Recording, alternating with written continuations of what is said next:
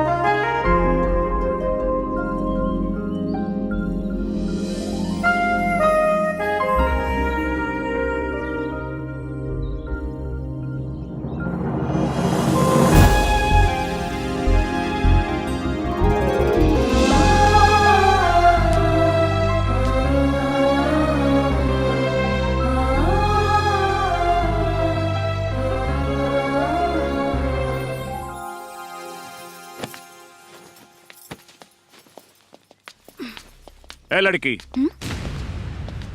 जी शिवा कहाँ है? भैया घर पे नहीं खे बाड़न। अच्छा तो तुम उसकी बहन हो? जी। बहुत खूबसूरत हो, बहुत खूबसूरत। और मैं हूँ खूबसूरती का रसिया। I like it, I like it. रउआ के हैं?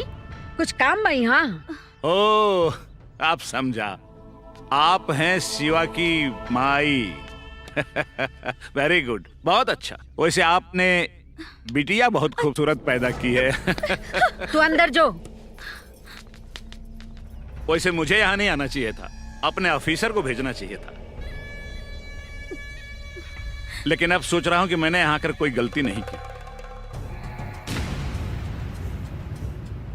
अब तो यहाँ बार बार आना ही पड़ेगा। कारण से आए भी यहाँ? कारण अपने बिगड़ैल और रंगबाज बेटा शिवा से पूछना। आजकल वो अपने आप को बहुत बहादुर बनता फिर रहा है, अपने आप को लोगों की नजरों में हीरो साबित करता है। कल उसने जो कांड किया है, बस के यात्रियों के साथ जो दुर्व्यवहार किया है, जो उनके साथ मारपीट की है और उन्हें लूटने की कोशिश की है, इसके चलते उसको जेल की हवा खानी पड़ सकती है। भलाई इसी में है, उसको समझा दो कि लोगों के सामने अपनी झूठी बहादुरी ना दिखाए। समझी? समझा देना उसको। ए, तनी रुक जाई। हम गीदड़ नहीं पैदा कैले, शेर पैदा कैले बानी। शेर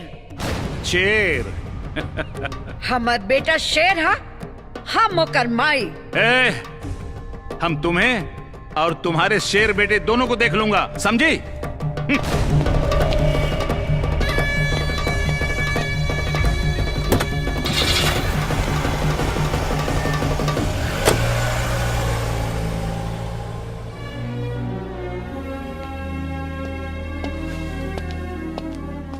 अरे माई, ते इतना खिसियाइल का है बड़े? केहू कुछ कहा ना का? भैया अभी अभी वो पुलिस वाला आयल रहल, अपन नाम कोनो डीएसपी राठौड़ बतावत रहल। का? हाँ, तोहरा बारे में नसीहत देवे आयल रहल कि तू अपन बहादुरी के परचम ना लहराव। अरे माई, पुलिस के देख के चाहे ओकर बात सुन के ते डरा गेली सका? हाँ? अरे अभी हम जिंदा बानी, तोरा अपने लाल पे भरोसा नहीं खे? हाँ? देख ले हम उनके, अब खुश हो जो। चलो खाना खा लो।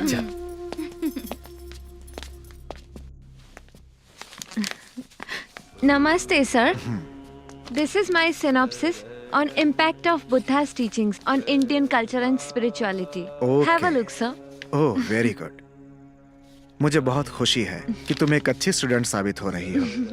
इसीलिए तुम्हारी सहायता के लिए मैंने एक व्यक्ति नियुक्त किया है जो मेरा शिष्य है और revival of ancient Nalanda university पर काम कर रहा है। वो तुम्हारी थीसिस पूरी करने में मदद करेगा। तुम उसे नहीं जानती।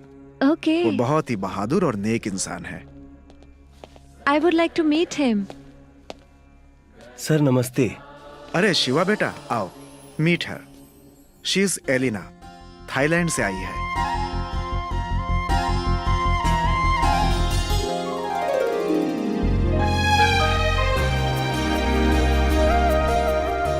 अरे तुम लोग एक दूसरे को ऐसे क्या देख रहे हो? क्या तुम लोग एक दूसरे को जानते हो पहले से?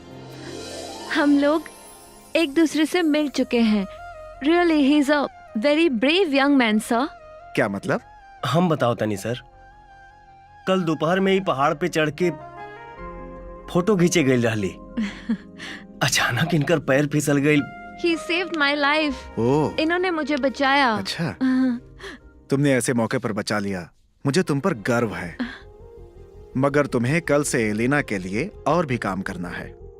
सर तुम्हें एलिना को लेकर राजगीर, नालंदा, बोधगया जाकर वहां के उसके पुरातत्व और अवशेषों पर अध्ययन कराना है।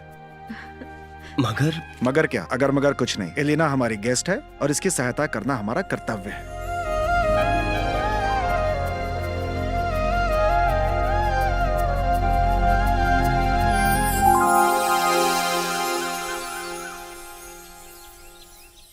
आइए मैम, ये देखिए, बुद्धम शरणम गच्छामि। सी मैम, यह भगवान बुद्ध की 80 फुटा मूर्ति है। हाँ। यह मूर्ति जापान के सहयोग से निर्मित हुई है। ओह। यहाँ भगवान बुद्ध मेडिटेशन की मुद्रा में बैठे हैं। Okay. और यहाँ की सबसे बड़ी विशेषता यह है मैम कि इनके साये में जो भी व्यक्ति आता है उसे बेहद शांति मिलती है। ऐसा लगता है जैसे स्वयं भगवान बुद्ध शांति की चांदनी बिखेर रहे हो। जय हो भगवान बुद्ध। ये विदेशी लड़की किचिर पिचिर भाषा में इनके का समझाओ तड़े? कौनो गलत सलत शिक्षा देहले तो के उल्टा टांग दे। अरे ई मत समझिए कि हमके कुछ नहीं के बुझात। अरे ना भैया, हम कुछ गलत सलत ना बताओनी। हम हिनकरा के भगवान बुद्ध के बारे में कहत रहनी। What is he saying in Bhojpuri language? Bhojpuri में क्या बोल रही है ये?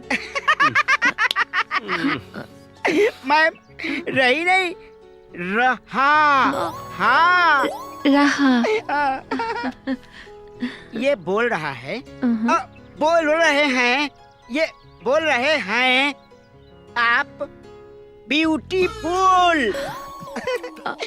ये likes you likes you अच्छा so तो रुक बे तनी। अरे Hey! अरे stop it! Why you guys fighting? ये तब वहाँ दे बुझले। Stop it! हाँ। क्या हो रहा है? तोरे काम करत रहनी। जितना तू एक साल में करवा, हम एक दिन में कर देनी। बड़ संकट में डरना समरा केरी। Stop it! आजकल के डुप्लीकेट गुरुजी लोग से अच्छा तो रहुआ बानी गुरुजी। अपना सुंघे के शक्ति दे के हमरा के हौलदार को नौकरी दिवा देनी। हे प्रभु, हवलदार से डायरेक्ट दरोगा बना दी। ओम स्वानाय नमः, ओम स्वानाय नमः, ओम कुत्ताय नमः, ओम कुत्ताय नमः। हे गुरुजी, हमार भूल चूक माफ करी। हे गुरुजी, राउर आशीर्वाद पाके हम बड़ से बड़ मामला सॉल्व कर लीले प्रभु। हमरा के आशीर्वाद दिहल जाओ प्रभु। हे भैरव बाबा, हमरा के आशीर्वाद दी प्रभु। हमरा के आशीर्वाद दी प्रभु। हमरा के आशीर्वाद दिहल जाओ। हे भगवान, मिल गईल। हे गुरुदेव भगवान, हे गुरुजी, मिल गईल। हमरा आशीर्वाद मिल गईल, आशीर्वाद मिल गईल। हे प्रभु। अरे गुड मॉर्निंग सर। रउआ तैयार होके आ गई नी?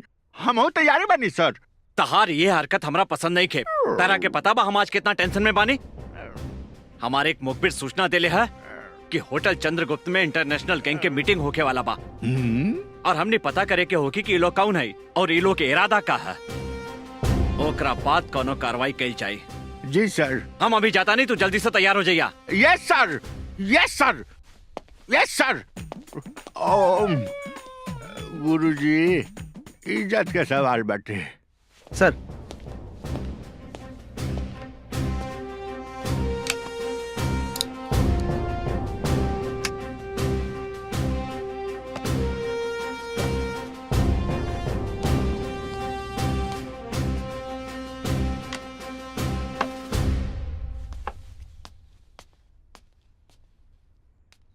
हाय हाय, हम बर्बाद हो गए नी, लुट गए नी। इंस्पेक्टर साहब हमरा पे दया करा, हमरा पे दया करा इंस्पेक्टर साहब।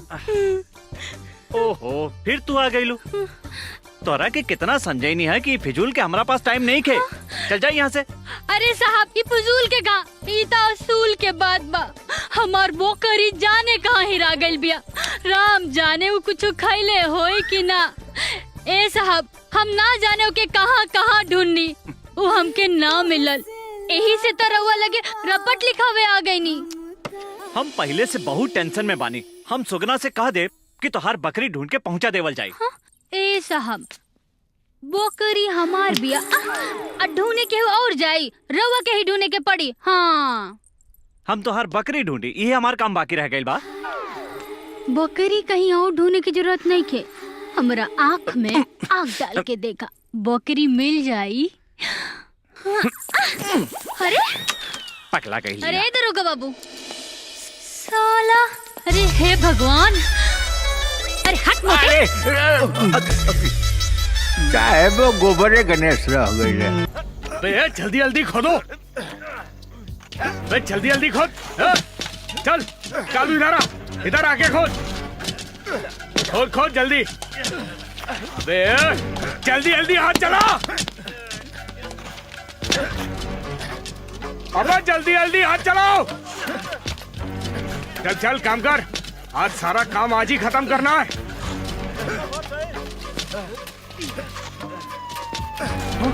अरे पुलिस! छुप जाओ, जल्दी जल्दी छुप जाओ। डैनियल, छुपने की कोई जरूरत नहीं है, बाहर आ जाओ। मैं डीएसपी राठौर हूँ, डायना मैडम के काम से आया हूँ। तुमसे कुछ जरूरी बात करनी है, बाहर आ जाओ। अरे राठौर साहब आए, चलो छुपने की जरूरत नहीं है, बाहर आ जाओ। अपने ही और अपने काम पर लग जाओ। नमस्ते साहब। राठौर साहब, मुझे लगा कोई दूसरा पुलिस वाला है। डैनियल, तुम अपना काम चालू रखो, और हाँ, एक बात का ख्याल रखना कि एक काम 2-3 रात में पूरा हो जाना चाहिए। आप बेफिक्र रहें राठौर साहब, ये काम मैं फटाफट निपटा दूंगा। वेरी गुड, चलो मैं चलता हूँ। ओके ओके।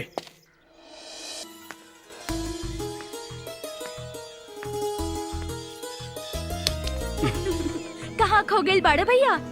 तहार कुछ हेराइल बा का? हमरा भेरी कौन ऐसा चीज बाकी भुलाई रे? बहुत बकबक करे के सीख गइल बड़े ते, भगले की ना यहाँ से, भाग। ना हमार मतलब बा कि अपन दिल विल तक कहीं छोड़ के ना आइल। अब तहरा के देख के तो ऐसे ने कुछ मालूम पड़ता। अरे ओहो, शर्म कर छौड़ी। ऊट खानी लमहर हो गइलू। आई का पार में दिमाग नाम के चीजें नहीं खे। चल का कलसिया तारा के, ई का कलसिया? माई समझा दे एकरा के, बहुत बोला थिया। का रे, काहे करा के तंग कैले हो? हैं? माई, हमरा के तरह से एगो शिकायत बा। का? तो भैया के ज्यादा प्यार करेलू, ओकरा के ज्यादा मानेलू और हमरा के कम। ए बेटा, ऐसन बात तो सपनों में मत सोची हा। हमरा खातिर तो तू ही दोनों हमरा आँख के तारा हुआ। तोहनी लोग के देख के ही तो हम जिंदा रहे नहीं। तोहर बाबूजी तो कब के हमके अकेला छोड़ के चल गए। अब तू ही दोनों जाने तो हमार सहारा बाड़ा। बस कर माई, हम सब कुछ बर्दाश्त कर सकीला, बाकी अपना माई की आंख में आंसू ना। तू लोग खुश रहो बस।